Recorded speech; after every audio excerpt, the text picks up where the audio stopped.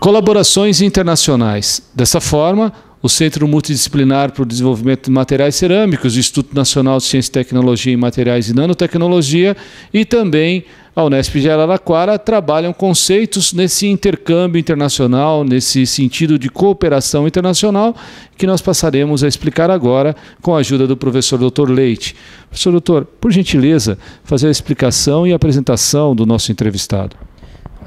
O professor Henry Tuller é um expert em materiais cerâmicos, cerâmicas eletrônicas. Ele tem uma vivência enorme, foi um dos pioneiros na parte de células a combustíveis de alta temperatura e também na parte de sensores, né?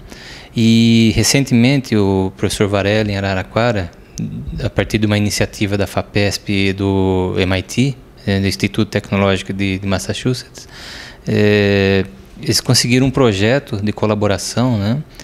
Que daí a gente vai conversar com o professor Tuller justamente a respeito disso. E eu aproveitar também para ver as linhas de pesquisa dele e as perspectivas futuras da área. Perfeito. Então a primeira pergunta que nós vamos fazer para o professor Tuller é saber o que está sendo feito em colaboração com o instituto dele, com o instituto aqui no Brasil. Essa é a pergunta que eu gostaria que o professor fizesse ao professor Tuller. Okay, Professor Tuller, we'd like to know some details, or more or less what kind of interaction you have with Professor Varela, with Unesp. What the main idea of the project? Well, the basis of the collaboration is in the field of sensors, chemical sensors.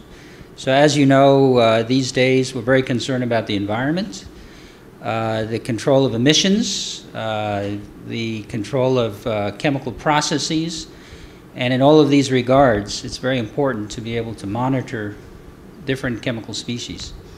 The real challenge is how do we detect very small amounts of certain chemicals which are either important to us or toxic inside of a great sea of other molecules. And here we have to find materials which allow us to translate or transduce a very, very small chemical signal into some kind of functional signal, like electrical signal. So it's a very fascinating area of science and technology. And like in many other areas, nanomaterials provide the kind of very active and very large interface which allows us to get this unique interaction between chemical gaseous species, how they interact with the material, and how that material in consequence, its properties change, and how we can in fact measure those and detect those. So in this regard, we have at MIT a lot of experience with various kinds of sensor platforms which can accommodate many different materials. And the opportunity exists to basically modify and control and select materials which would provide the kind of sensitivity, maybe parts per million, parts per billion, and at the same time distinguish between many different chemical species. The group here in Brazil, Professor Varela's group, as well, I think, in collaboration with the group here in San Carlos, has unique capabilities in preparing these nanomaterials with very differentiated and unusual morphologies. And this is a perfect marriage then between these active materials and the sensor platforms. It's not that we don't prepare our own kinds of nanomaterials, but what I was very impressed with is the kinds of control and the kinds of features and the kinds of characterization in advance of the sensor work, which then allows us to prepare these materials. The Brazilian group has much less experience with these kinds of measurements, with the atmosphere control.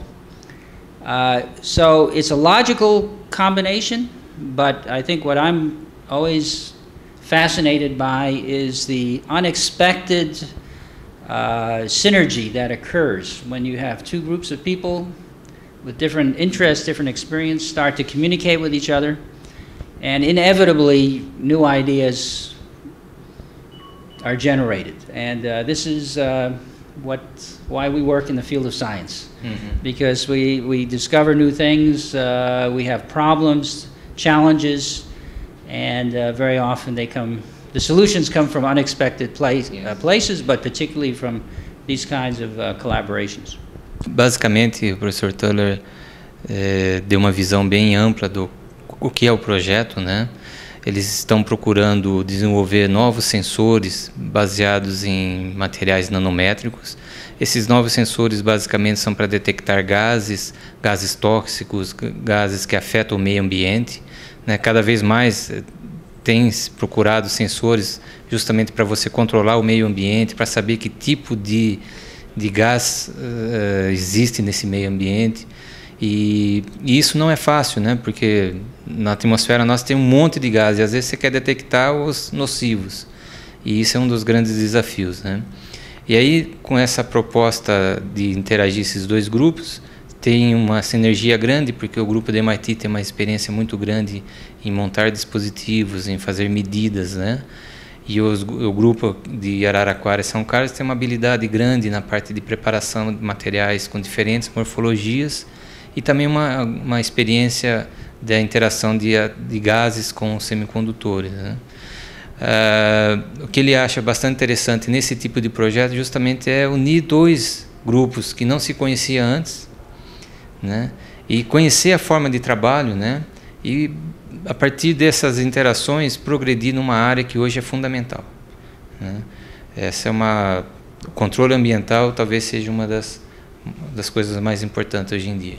O futuro dos materiais é algo importantíssimo para a ciência brasileira e para toda a sociedade internacional. É o que o professor Leite vai perguntar agora para o nosso entrevistado. De que forma ele entende e como está sendo desenvolvido o futuro dos materiais? The next question is, what do you think that the material science what's the future of material science? What kind of challenge there is in this field? What is your vision about that? Well, first of all, everything we use is made of materials. But some of the greatest challenges that we face as a civilization now depend on solving certain kinds of problems. One obvious one is the energy problem. How do we more effectively convert the stored energy and fossil fuels that we have today? How do we replace some of that with renewable fuels? And when you think about this, it really all comes down to materials. So whether you're talking about more efficiently combusting fuel, we need catalysts which remove the emissions. We need sensors which monitor the performance of the engines and with the feedback control can improve the performance. We have other options at our disposal now, like fuel cells, which convert the chemical energy in fossil fuel directly to electricity without the emissions, without the loss of energy to heat. We have a lot of waste heat, which is generated in many factories, which there are advanced materials called thermoelectrics, which in principle could convert that back to electricity. And of course, finally, we have the unlimited resources of the sun, solar energy, which presently we cannot harness in an efficient and a cost-effective way. But if we could satisfy all of our needs to generate the electricity. We discussed earlier the generation, the research being done here using solar energy to split water to create hydrogen. So in almost every walk of life, whether it is for energy-related materials, environmental materials, electronic materials, biomedical materials, almost every challenge that we face as a civilization can be improved and needs to be improved by the development of new and improved materials.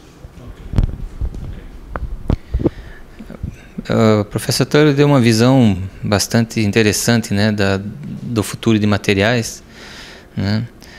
Primeiro que toda engenharia passa por um material. todo o processo, todo o que a gente tem hoje em dia passa por um material. Mas a visão dele é que o futuro do material dos materiais vai depender muito de sua aplicação na parte de energia e de controle ambiental, né?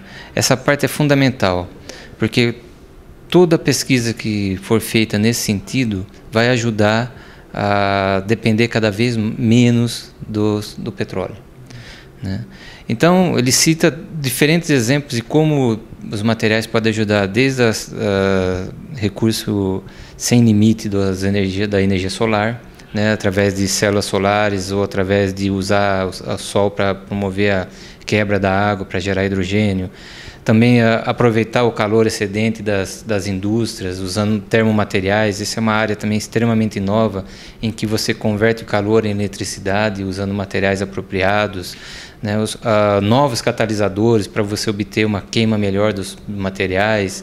Em geral, a gente pode dizer que nos próximos anos o maior foco de pesquisa em materiais vai ser energia e meio ambiente. Isso é uma coisa basicamente sem retorno. E eu fico contente da conversa que a gente teve um pouco tempo atrás, justamente que as nossas áreas de pesquisa estão muito relacionadas justamente com esses temas, mostrando que a gente está no caminho certo, né? Eu gostaria então que o professor Leite agradecesse o nosso entrevistado e principalmente dissesse se ele tem alguma consideração final a ser feita, ou considerações finais. Afinal de contas, o professor Leite está recebendo-os aqui na universidade e trabalhando em cooperação, nessa importante cooperação internacional. I would like to thank you, Professor Tuller, and if you have some final consideration, final thing to say, please take your time to do that. And it's a really pleasure to us to receive research like you. Since I just talked with him, I follow his work since 20 years ago. It's really amazing work. Thank you, Andy. Please take your time. Okay, well, I just wanted to mention a few comments because I know here in San Carlos is, like in many other places, a new emphasis on nanomaterials.